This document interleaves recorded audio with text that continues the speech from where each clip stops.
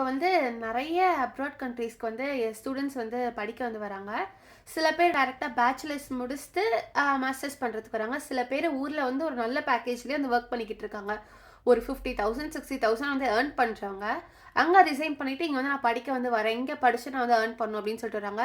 சில பேர் ரீல்ஸ பாத்து, "ஓ! ரீல்ஸ்ல பாருடா என்னடா ஜாலியா இருக்காங்க இவங்கலாம். அப்ராட்ல போனா இப்படிலாம் வந்து இருக்கலாம்" அப்படின்னு சொல்லிட்டு நெனச்சு வந்து வரவங்களும் இருக்காங்க. இங்க அதுக்கப்புறம் வந்துட்டு அவங்களுக்கு புடிக்காம, என்ன இது இங்க நல்லாவே இல்ல. இந்தியா தான் வந்து சூப்பரு அப்படின்னு சொல்லிட்டு இங்க வந்துட்டு இந்தியா வந்து ரொம்ப மிஸ் பண்றது.